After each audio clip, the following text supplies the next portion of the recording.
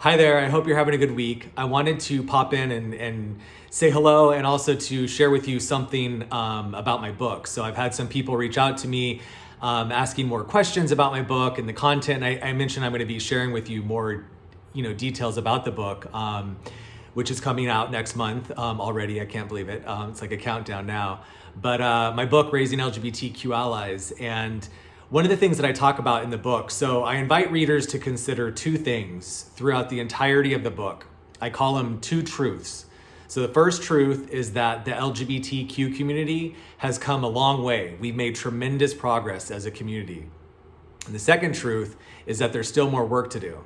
And so what I hope that my book does is help readers to really explore kind of the areas that we often overlook. And one of them is the importance of language. And so for the past 6 years, I've been teaching social emotional learning throughout LA County, all over, with youth of all backgrounds and ages. And one of the things that I learned over the 6 years of working with young people, also I'm an uncle, so just knowing kids in my life, is how observant children are and how intuitive children are. And so I want to share with you kind of a story is that my nephew, my youngest nephew, has the same name as his dad, so my brother-in-law. And one of the things that my family did when he was younger is to distinguish the two, the father and the son, is that some of my family members would refer to my nephew as little and then his name. Like instead of junior, they would say little brother, little so-and-so. And I always kind of just thought that wasn't, children, we take on messages. And one of the book, my book subtitle is Changing the Messages from the Playground. And so my nephew happened to be shorter than a lot of the kids his age. And so I felt that my family calling him little by his name or in front of his name to distinguish him from his father was a way of helping him. It was a way of contributing to his complex that he was starting to begin to have about him feeling smaller and shorter than a lot of the other youth of his age.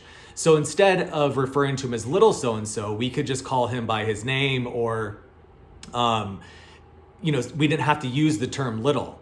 And so one of the words that I often use, so to take that kind of example and to apply it to the LGBTQ community, is the use of the word different.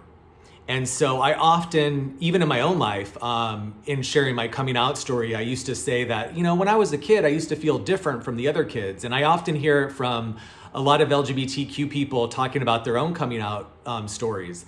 And I always think of one of my hopes that I do with my book is I center my whole book. I intend to center children's experiences, not so much the adults. I write about a lot of things that maybe some adults may not agree with me, but my hope is to center children's experiences.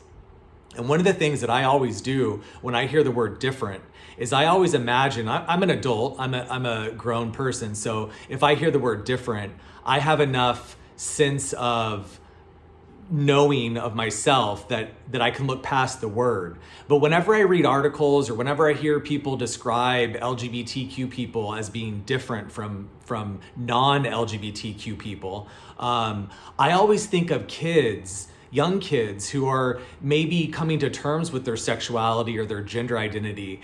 And when they hear the word different, we're a community-oriented species. We have an innate desire to belong, especially as kids. We just want to feel seen and heard. And so kids hearing different, I think is a way that we continue to perpetuate the marginalization of LGBTQ people and the experiences that LGBTQ youth have and feel.